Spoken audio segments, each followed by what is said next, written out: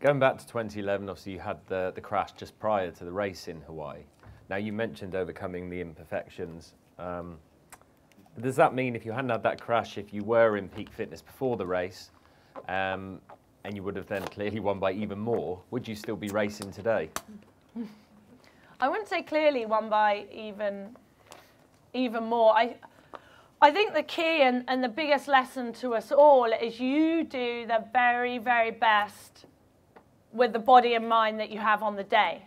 That's all you can ever do, because to expect perfect preparation and to expect a perfect race is foolish, and it's going to set you up for a fall. Because whether you're professional, whether you're age grouper, your preparation is going to be compromised. It's going to be compromised by illness, by injury, by work obligations, by family commitments. It's going to be compromised. But you do the very best with what you have. You focus on what you can do, and you focus on what you have got in the race at any one point during that race. And that's all I could do at Kona in 2011. I don't know whether, had I not had the crash, I would have performed as I did. I don't know whether the result would have been the same. I don't know whether the race would have given me the satisfaction that it did. I think when you've really got to dig to the very, very depths, I think it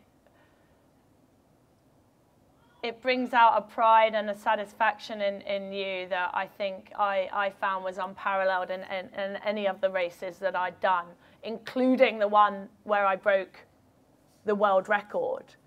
And so in answer to your question, perhaps if I hadn't had the crash, maybe I would have still been racing, because I think I would have still been searching for that race that I wanted.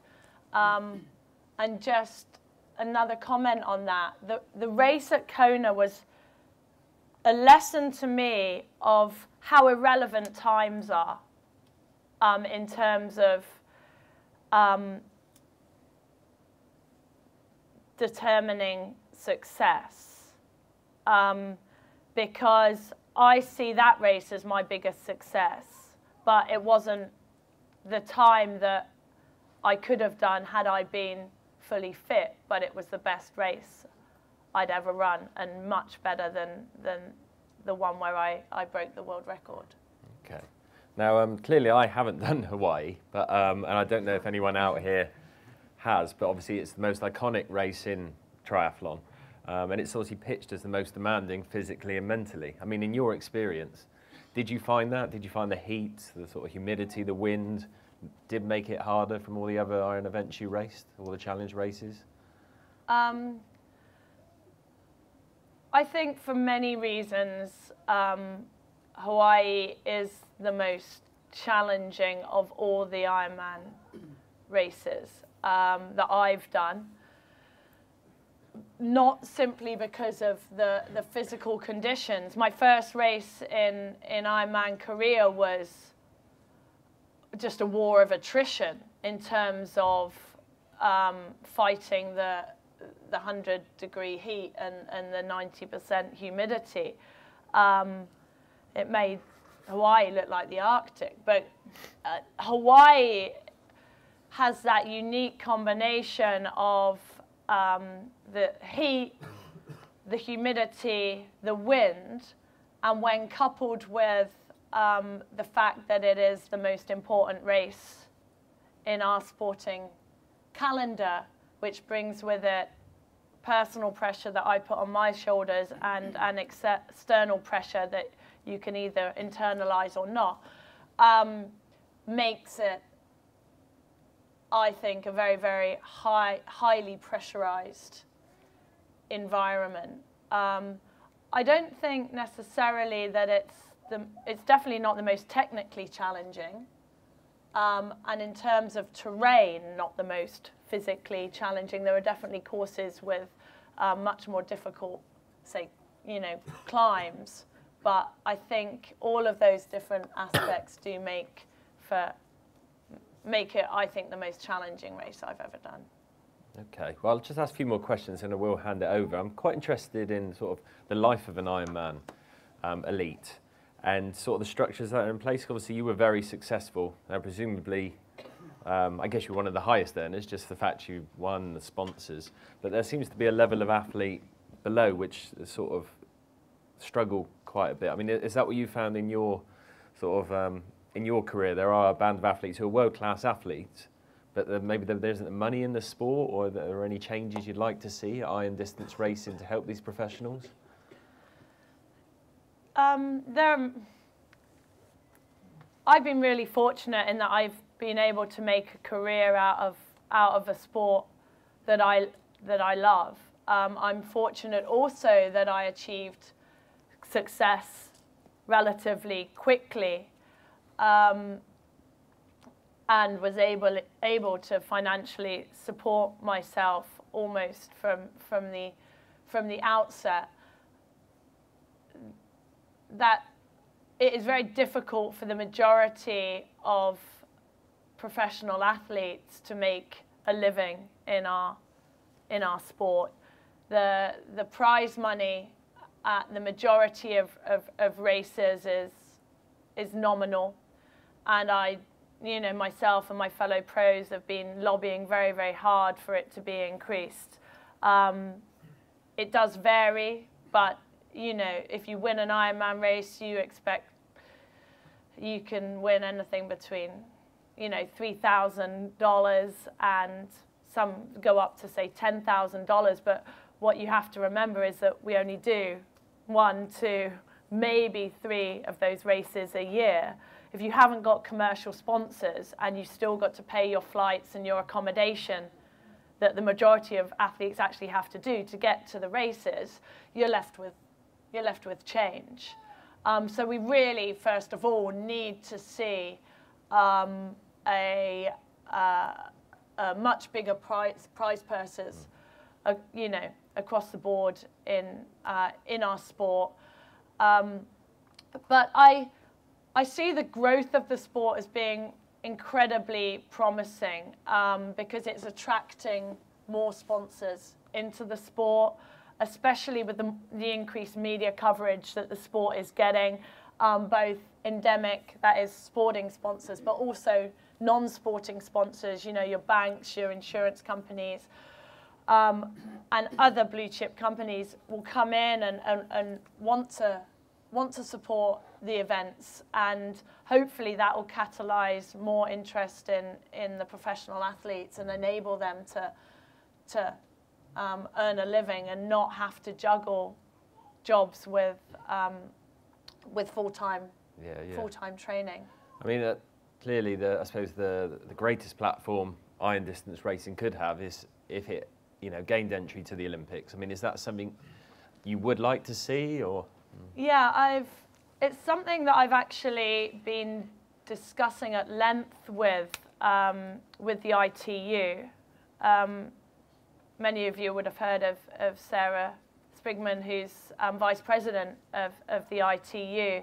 And we've had some quite in-depth conversations about what it would take for long course triathlon to be included in the Olympics. I think we have to be realistic and accept that Ironman will never be in the Olympics. I mean, Ironman is a commercial entity, a for-profit commercial entity. So Ironman as stands will not be in the Olympics. But, you know, there would always be the potential down the line for the longer course triathlon to be in the Olympics. I think, first and foremost, we have to recognize that the Olympics and the sports that are included is determined very much by numbers. There's only so many sports that can be included, so many athletes that can participate in the Olympics, and so many athletes that can be accommodated, for example, in the athletes' village. So it is very much a numbers game first and foremost. One sport comes in, another one has to drop out. So we'd have to make a very, very strong case, because it wouldn't be necessarily that the Olympic distance athletes would be able to double up and do the long course triathlon. So it would increase the number of athletes that have to be accommodated quite considerably. What I'd like to see, first of all, is for the ITU to take a lot more seriously and put a lot more credence on is the ITU World Long Course Championships. We have a format there, we have a race there, but people really don't take it that seriously. I mean, I won the World Long Course Triathlon, and even I forget that I'm world champion at that distance, because people really don't take it that seriously, because everyone is focused on the Ironman. But if the ITU could invest something in really making that a very, very competitive and compelling event, and one that attracts the strongest long course triathletes, I think then we could have a case for saying, look, it's an amazing event in its own right. Logistically, it's possible to put it on. But I think first and foremost, we'd have to have it included in things like the World Games, the Commonwealth Games, and then I think we could have a case to make to the IOC for its inclusion. I don't think it's going to happen in the next 4 or 8 years, but down the line, I'd love to see long course triathlon, by which I mean maybe 3K, 120K, half marathon distance be included in the Olympics. Okay. Now, your autobiography, Life Without Limits, has obviously gone down very well. Highly acclaimed. The paperback version on sale last Friday. And Chrissie will be down the Brook stand after, actually, signing, so shameless plug. But is there any particular aspect of your autobiography that has been picked up upon by people, or well received? Or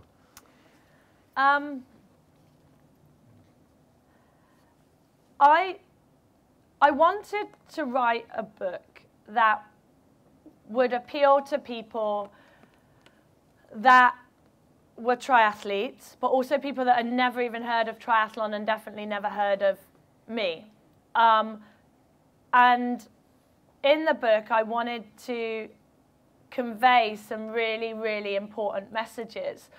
So the response to the book has been, I mean, obviously you get a few negative comments, but has been overwhelmingly positive. But I think the different messages have resonated with different people. So some people have been incredibly interested, for example, in the training, racing aspect of the book, and the kind of tangible, practical tips that are in there. Others have been more interested in the kind of international development angle, and also there have been people that I think have been spoken to by the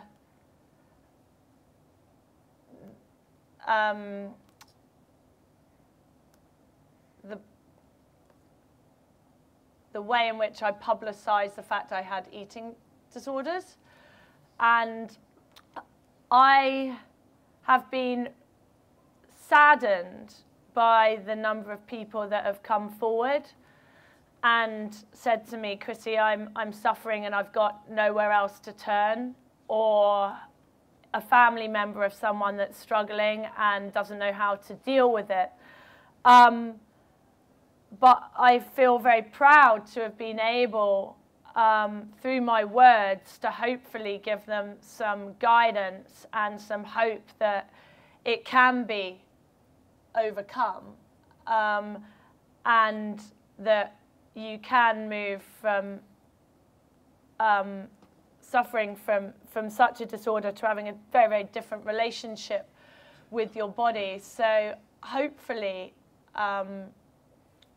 whilst it was incredibly difficult to publicize and is still not something I find very easy to talk about, as you can probably tell, hopefully it has empowered and hopefully inspired many people to take control of their own problem and hopefully see a light at the end of the tunnel.